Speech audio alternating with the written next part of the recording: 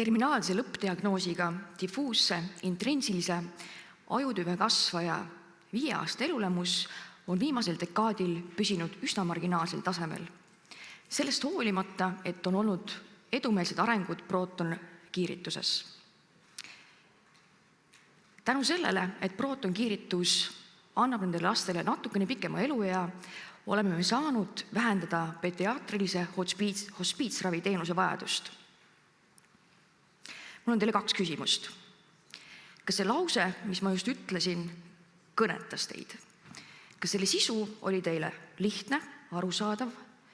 Ja kas see pilt, mis on minu taga seinal, ilmestab või annab sellele paarile lausele mingi väärtuse juurde? Ma ilmselt aiman, et mitte.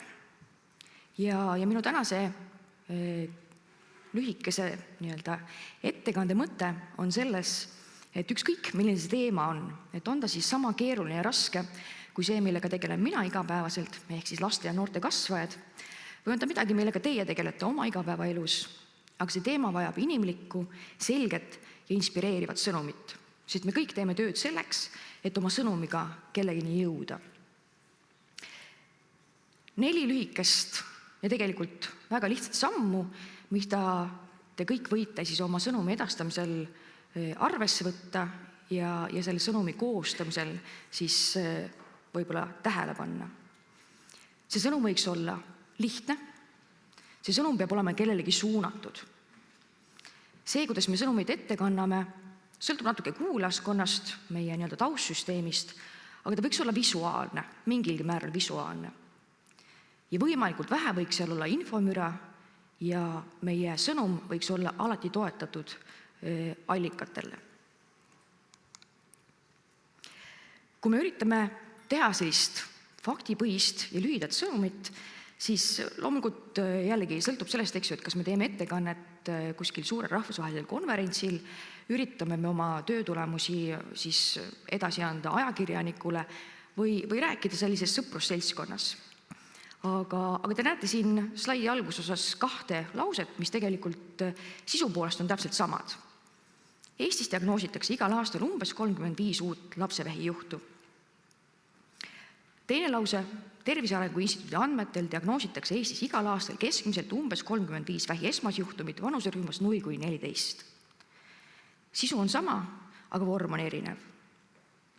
Kui me mõtleme sihtrühmast, siis nagu ma enne mainisin ka, et kellega me parasjagu räägime, et võib-olla kui me räägime kolleegiga töö juures, arutame uusi projektiplaane, siis me võime päris palju kasutada terminoloogiat, me ei pea väga palju mõtlema sellele taustsüsteemile.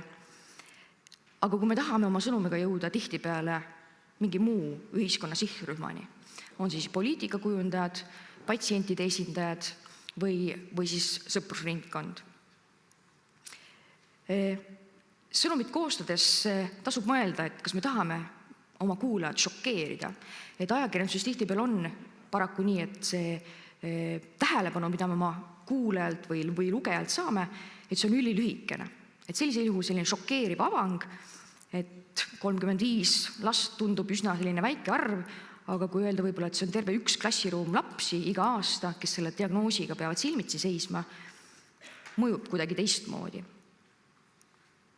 Kui me tahame rääkida poliitikakujundajatele, et midagi on selles valdkonnas puudu, me peame midagi muutma, siis võib-olla tasub sisse tuua see aspekt, et öeldagi konkreetselt välja, et aga meil ei ole hetkel Eesti tervishoiusüsteemil fookust lastekasvajatele.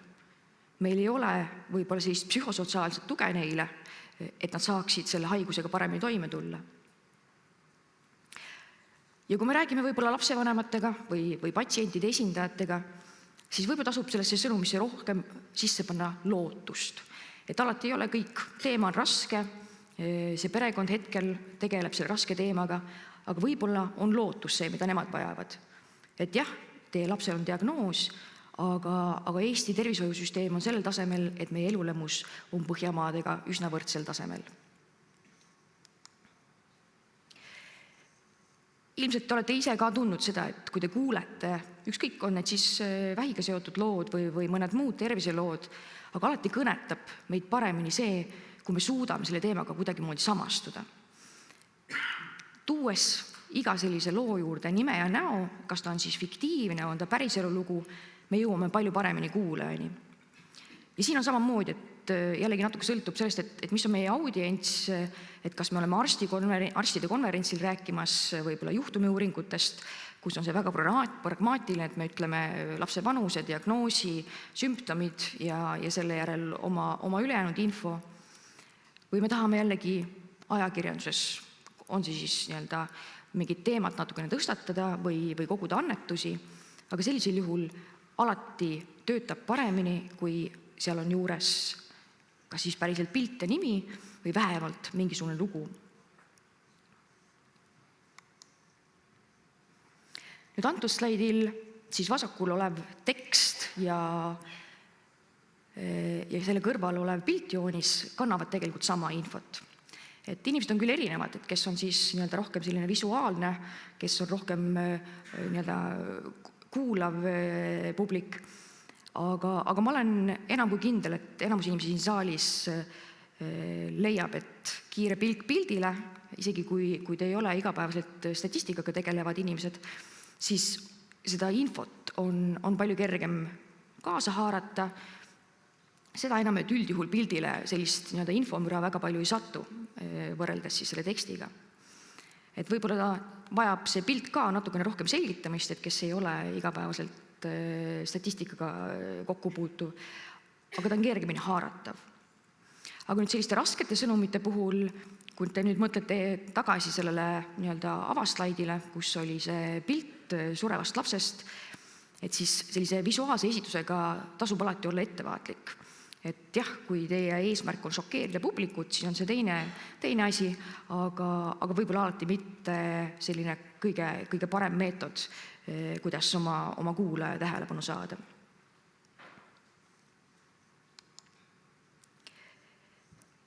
Mida vähem on nii-öelda mulli, mida vähem on infomüra, seda selgem on meie sõnum. Alati tasub mõelda sellele, et kus ma oma sõnumit edastada tahan, kes on see publik, aga rääkides siis nii-öelda teadusteemadest või terviseteemadest, nii nagu meil siin täna fookuses on, siis tuleks selleks alati valida võimalikud usaldusväärsed kanalid. Ja kohe kindlasti mitte ei tasuks oma infot ammutada allikatest, mille autoritest ei saa kindlad olla. Eelkõige siis mõtlen ma siin sotsiaalmeediat. Loomulikult me ei kasuta enamustel juhtudel viitamist, eks ju, et eriti kui me räägime siin nii-öelda kas siis ühiskonnale suunatud sõnumitest või nii-öelda omavahel rääkides, aga see siiski sinu sõnum, mida sa üritad edastada, peaks olema allikatega nii-öelda toetatud. Ja väga kindlalt tuleb siis eristada seda, et iga arvamus ei ole fakt. Et kui keegi avaldab oma arvamust terviseteemadel, siis tasub teha ja nii-öelda eristada seda, et kas tegemist on inimese enda hoiakuga või sügava uskumusega või on seal taga ka teadus. Ma räägiks natuke lähemalt ühest sellisest lühiformaadist, mille nimi on 3-minute thesis ja tegemist on siis 2008. aastal Austraalias välja töötatud lühikõne formaadiga, mille esmane eesmärk oli tegelikult anda siis doktoriõpinguid tegevatele noortele oskus oma teadustööst rääkida ülilühidalt, ehk siis nii nagu nimi ütleb 3 minuti jooksul ja nii, et see jõuaks absoluutselt igasuguse publikuni. See on hästi kindla formaadiga, ta tugineb siis teaduskommunikatsiooni ja kognitiivse psühholoogia põhimõtetele ja täpselt sellele, et me eeldame, et see publik, kellele me oma teadustööst ja tihtipeale väga keerulisest teadustööst räägime, et sellel publikul puudub igasugune taustteadmine. 3 minuti loengus on alati räägitud sellest, et see peab olema loo formaadis, tell a story. Ja loomulikult kõik need teadustööd ilmselt, mis selles formaadis kunagi ette kantud on, sisukad ja keerulised, aga me tahame, et sellel oleks üks põhisõnum. Et me ei ürita 3 minuti jooksul rääkida ära kogu maailma kvantfüüsikat või terviseedenduse teooriaid, vaid me tahame saata inimesed oma publiku koju ühe peamise sõnumina. Sellel formaadil, mis tegelikult tänapäeval ei ole ammu enam mitte ainult doktorantide kõnevõistlus, vaid on paljuski võib-olla selliseks heaks tööriistaks kõikidele meile, kes me üritame kunagi ja kuskil oma sõnumiga kellegini jõuda. Sellel on siis 6 sellist hästi konkreetset põhiosa, mis selles nii-öelda edukas 3 minuti kõnes olema peavad.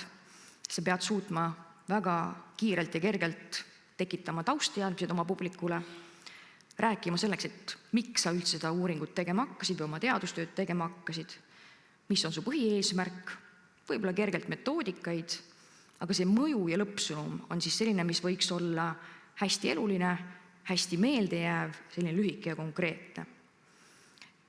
See on täielikult nii-öelda teaduslikul uuringul põhinev formaat ja lisaks nendele 6 nii-öelda tugisambale on siis tehtud ka lisaks selliseid väikseid uuringuid, et millised on siis need kõned, mis võidavad neid võistluseid. Ja seal all on siis välja toodud 4 sellist nii-öelda väikest lisa, et kui te suudate oma sõnumisse juurde panna ka need, siis te võite kindlad olla, et teie sõnum on võidukas ja jõuab täpselt selleni, kelleni te soovite. Et hook tähendab lihtsalt seda, et te saate oma kuulaja kuidagimoodi konksu otsa. Et see avang, millega te oma sõnumit edastama lähete, on kuidagimoodi kas selle isikuga seotud, te räägite mingi nalja, teete mingisuguse võrdluse, aga te peate saama selle kuulaja kohe kätte. Isiklik seos, anekdoot võib-olla annab sellist natuke meelelahutuslikku aspekti. Analoogia mõeldud selleks, et kui te räägite kvantfüüsikast, millest enamus inimesi mitte midagi aru ei saa, et te toote selle nii-öelda pärisellu ja loomulikult see tugev lõpusõnum või siis see visioon, mida te soovite luua. Ja et mu tänane ettekanne ei jääks siin väga teoreetiliseks, siis proovin teile maha müüa ühe tervisevaldkonna mõtte.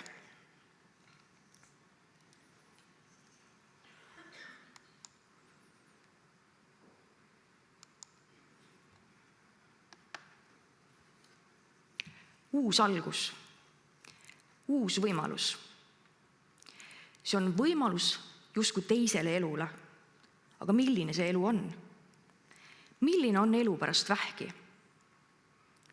Eestis saab igal aastal vähidiagnoosi umbes 300 last ja noort täiskasvanut. Tundub väike arv, aga kui me vaatame nüüd ajas tagasi, täpselt nii kaugele, kuniks meil andmeid on, siis alates 1970. aastast kuni suhteliselt tänapäevani on Eestis saanud vähidiagnoosi rohkem kui 15 000 last ja noort inimest. Enamus neist on tänaseks elus. Kui te olete sündinud 1970-ndatel ja te oleksite sel hetkel saanud vähidiagnoosi, oleks teie tõenäosus ellu jääda umbes 25%. Aga tänaseks on see 80%. Kui te olete noorem, sündinud võib-olla 90-ndatel, siis oli teie tõenäosus ellu jääda 60%. Aga tänaseks on see peaaegu 90%. Vähiravi on pikk ja toksiline. See mõjutab absoluutselt kõiki aspekte inimese füüsilisel ja vaimses tervises.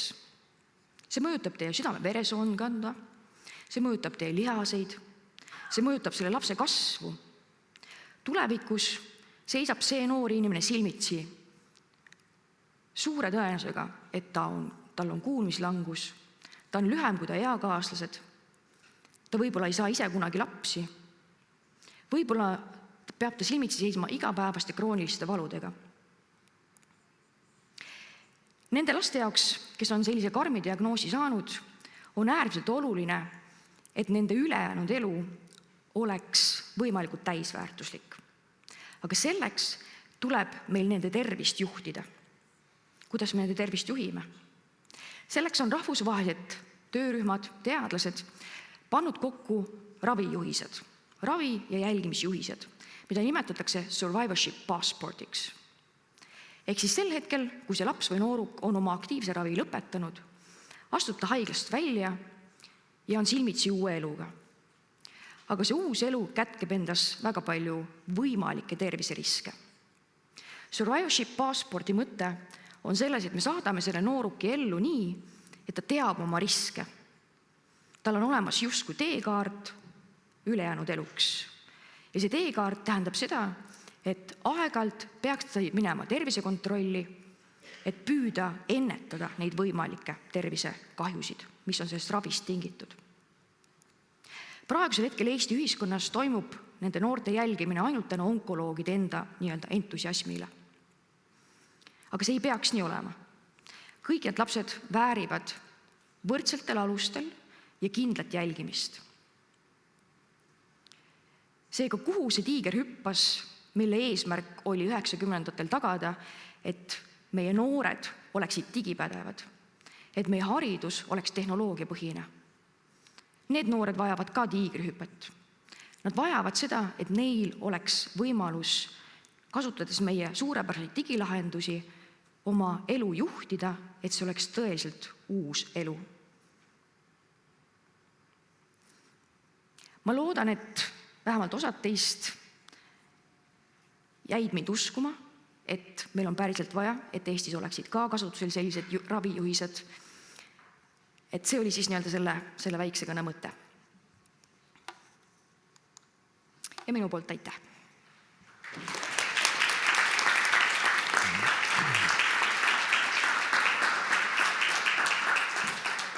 Aitäh, mina jäin küll uskuma. Aga siis mõned küsimused. Ja esimene küsimus kõlab niimoodi. Kas tehisintellekt võiks olla siin heaks tööriistaks, et aidata spetsialistidel ja ekspertidel oma sõnumid lühemaks ja lihtsamaks muuta? Ta kindlasti võib olla abiks, aga ma ütlen, et natukene tasub olla nende vähemalt tänapäevaste AI-dega ettevaatlik, et ma kujutan ette, et enamus inimesi, kes lähevad AI-st abi otsima, sa ütled sellele AI-le, et mul oleks nüüd vaja minna ja teha kas siis statement või anda ajakirjandusele mingi kommentaar, siis see AI kipub natuke üle lihtsustama. Et paraku sellest võib küll tulla lühike lause, aga sellest võib tulla lühike lause, millel ei ole sisu. Et ma olen igati selle poolt, et loomulikult võib kasutada, aga tuleb väga kriitiliselt vaadata üle see lõppsõnum, mis sealt ikkagi valmis tuleb.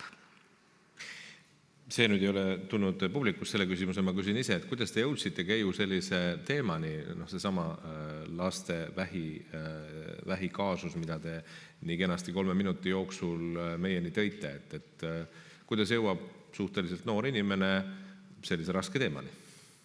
No mina jõudsin selleni täiesti selles mõttes juhuslikult, et kui ma asusin magistrikraadi tegema Tartu Ülikoolis, siis oli meil selline programm algamas, mille nimi oli Terve ja mille eesmärk oli siis vähiregistris kontrollida laste andmekvaliteeti ja otsiti tudengit, kes sellele projektile kaasa aitaks ja see teema kõnetas mind. Ja ma arvan, et ta kõnetas just sellepärast, et see oli teema, millega ma võib-olla samastun, tekib empaatia, ehk siis võimalus midagi teha ühiskonnas paremaks. Suur aitäh, daamid ja härrad, Keiu Paapsi!